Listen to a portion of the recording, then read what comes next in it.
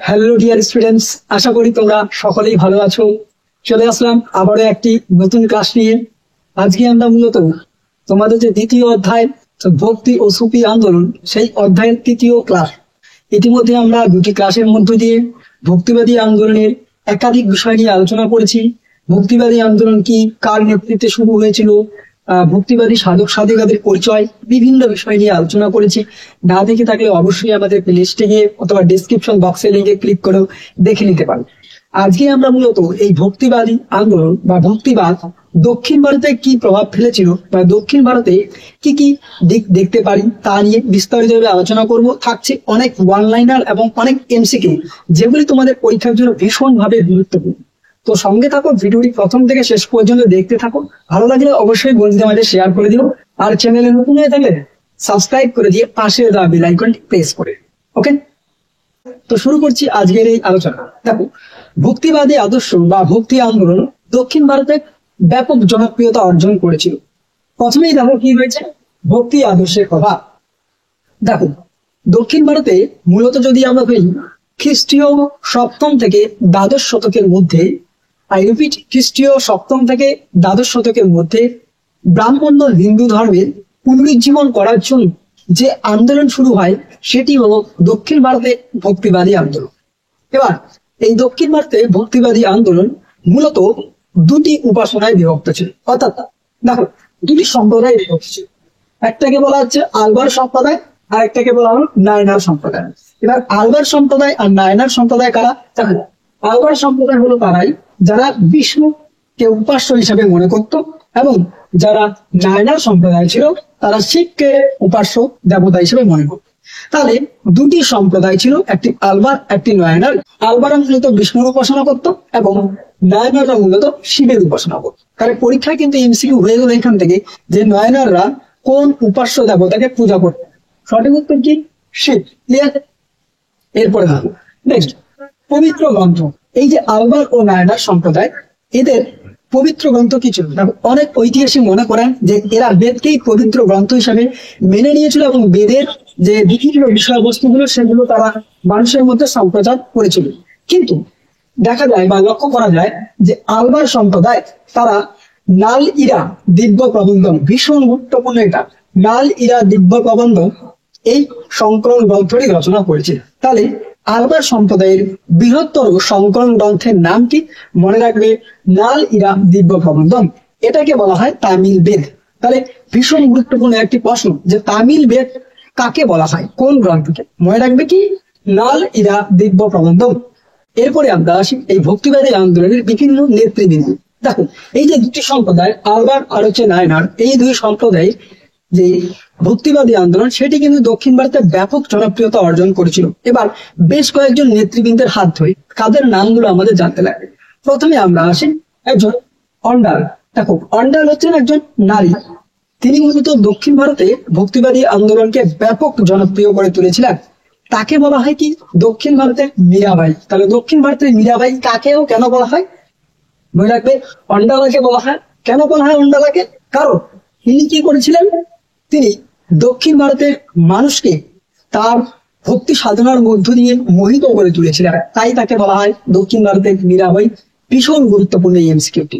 এরপরে দেখুন কারাইক্কাল আম্পাইয়া, ইনি একজন মহিলা ছিলেন মূলত ভক্তিবাদী আন্দোলনের। এরপরে টোন ব্যানার্জি পন্থী, ইনিও ভক্তিবাদী আন্দোলনের একজন প্রধান নেতা ছিলেন। এরপরে আমরা আসি, দেখো এই ভক্তিবাদী আন্দোলন মূলত চোল রাজাদের মধ্যে দক্ষিণ ভারতে বিশেষ প্রভাব লক্ষ্য করা যায়। দেখো, চোল রাজাদের মধ্যে শিব ও বিষ্ণু, দেখো চোল রাজাদের মধ্যে শিব ও বিষ্ণুর উপাসনায় তারা বেশ কিছু মন্দির নির্মাণ করেছিলেন। কি কি? দেখো, শিবের মন্দির হিসাবে তারা চিদাম্বরম, মনে রাখবে, তাঞ্জাবুর, গঙ্গাইকোন্ড, চোলপুরা, এই তিনটি কিন্তু ভীষণ গুরুত্বপূর্ণ মন্দির মূলত শিবকে কেন্দ্র করে নির্মাণ করা হয়েছিল। এরপরে ভাস্কর্যের ক্ষেত্রে এই চোল রাজারাও ব্যাপক তাদের যে প্রতিভা তার পরিচয় দিয়েছিলেন। কি কি? দেখো, তাঞ্জোরের ব্রোঞ্জ নির্মিত নটরাজ শিবের মূর্তি। পরীক্ষায় আসতে পারে নটরাজ শিবের মূর্তি কোথায় এবং কি দিয়ে নির্মিত? তাঞ্জোরের ব্রোঞ্জ দিয়ে নির্মিত। এরপরে একটি গুরুত্বপূর্ণ ওয়ান লাইনার আমরা জেনে নিই, তেভারাম। ভীষণ গুরুত্বপূর্ণ। তেভারাম কি? দেখো, তেভারাম হলো রাজকীয় পৃষ্ঠপোষকতায় চোল রাজারা তামিল শৈবস্ত্র রচনা করত। তাহলে রাজকীয় পৃষ্ঠপোষকতায় চোররা কি করতো, তামিল শৈব স্তোত্র রচনা করতো।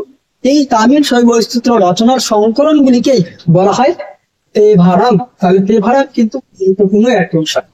এরপরে আমরা আসি দক্ষিণ ভারতের যে ভক্তিবাদী আন্দোলন, মূলত দুটি সম্প্রদায়ের মধ্যে আলবার ও নায়নার, এদের মূল লক্ষ্য কি ছিল? দেখো, সহজ সরল অনাড়ম্বর জীবনযাপন করা, তামিল ও তেলেগু ভাষার মধ্য দিয়ে তাদের ভক্তিবাদের আদর্শ প্রচার করা, সমাজের জাতিভেদ প্রথা, কুপ্রথা ইত্যাদির বিরুদ্ধে লড়াই করা, সমাজের উঁচু নিচু ভেদাভেদ দূর করা, সকলকে সমান মর্যাদায় প্রতিষ্ঠান দেওয়া ইত্যাদি বিষয়গুলো নিয়ে তারা আলোচনা করতো এবং তাদের মূল উদ্দেশ্যই ছিল এগুলি। এরপরে এই যে আমরা দেখছি দক্ষিণ ভারতের আন্দোলন, এই দক্ষিণ ভারতের আরেকটি বিশেষ জনপ্রিয়তা আন্দোলন আমরা দেখতে পারি, সেটি হলো কি লিঙ্গায়ত ধর্ম।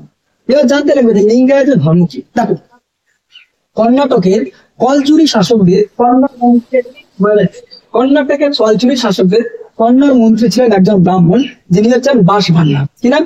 বাসভান্না। এবং তার ভ্রাতুষ্পুত্র মানে ভাইয়ের ছেলে চন্না বাসবা।